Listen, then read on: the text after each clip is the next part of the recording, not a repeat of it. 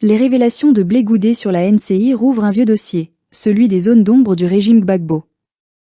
Entre influence cachée, alliance ambiguë et trahison interne, le peuple s'interroge sur la vraie nature du pouvoir d'hier. Laurent Gbagbo a-t-il gouverné ou a-t-il été gouverné? Derrière la légende, une vérité douloureuse émerge, mais porteuse d'un espoir nouveau.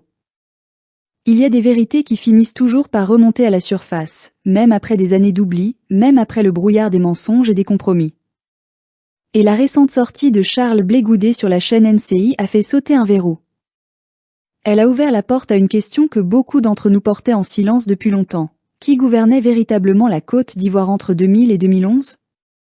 Était-ce Laurent Gbagbo, le président élu du peuple, ou l'ombre de son entourage, tiraillé entre fidélité, intérêt privé et compromis cachés?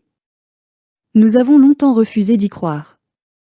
Nous avons préféré voir en Gbagbo le symbole de la résistance, le père du nationalisme ivoirien moderne, le héros injustement humilié par les bombes françaises et la machine impérialiste. Et pourtant, aujourd'hui, à la lumière de ce que nous apprenons, une autre vérité émerge, celle d'un homme encerclé, piégé dans un cercle de conseillers, de courtisans, de proches, parfois plus puissants que lui-même. Un président peut incarner un peuple, mais s'il est trahi par ceux qui l'entourent, il devient otage de sa propre cour. La question brûle les lèvres. Qui tenait véritablement les rênes du pouvoir à Abidjan?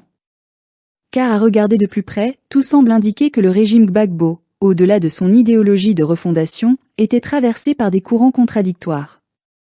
D'un côté, des patriotes sincères, prêts à tout sacrifier pour la souveraineté nationale.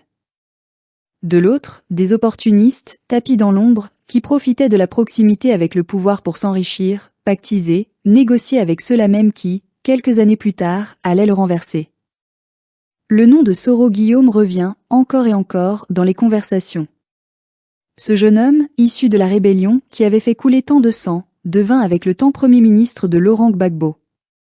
Certains ont vu en cela un geste de réconciliation, une main tendue. Mais avec le recul, n'était-ce pas plutôt une erreur politique majeure? Une brèche ouverte dans le mur de la souveraineté, par où s'est infiltrée la trahison. Car comment comprendre qu'un homme qui a pris les armes contre la République ait pu s'asseoir au sommet de l'État sans que justice ne soit rendue?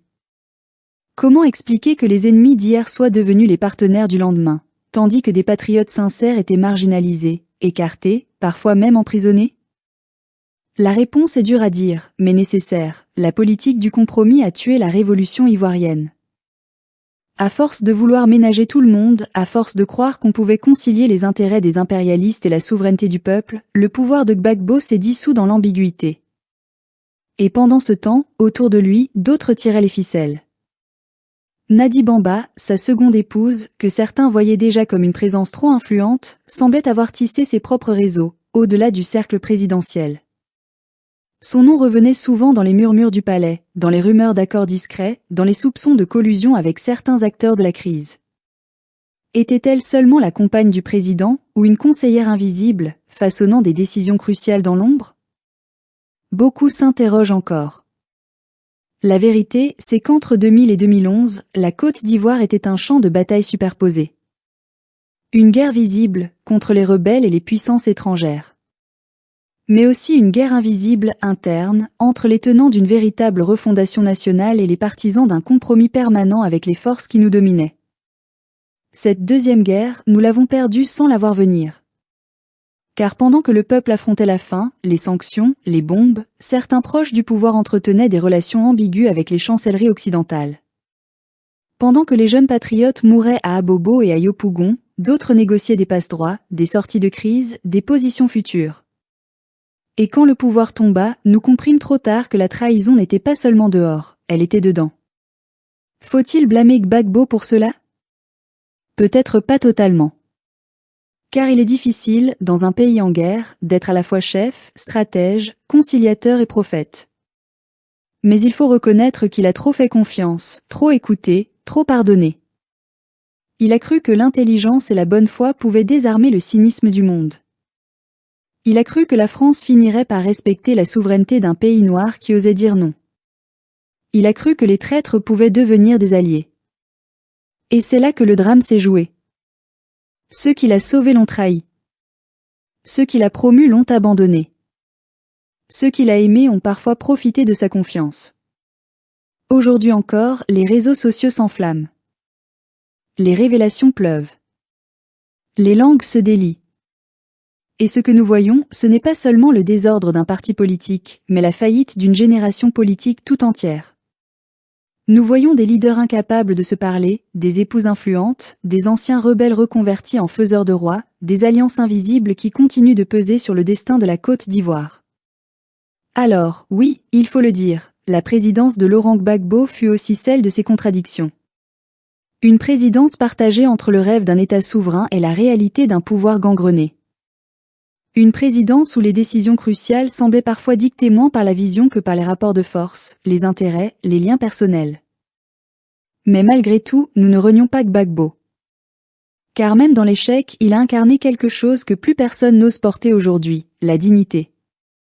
Il a tenu tête à la France. Il a refusé l'humiliation. Et même s'il a été mal entouré, même s'il a été trompé, il reste le symbole d'une lutte que nous devons poursuivre, mais autrement. Aujourd'hui, nous n'avons plus le luxe des illusions. Nous devons apprendre de nos erreurs, sans complaisance. Car l'ennemi d'hier a changé de visage. Il ne porte plus de treillis, il porte des costumes. Il ne parle plus de guerre, il parle d'économie, d'investissement, de coopération. Mais la logique est la même, piller, diviser, contrôler. Alors, que reste-t-il à faire ?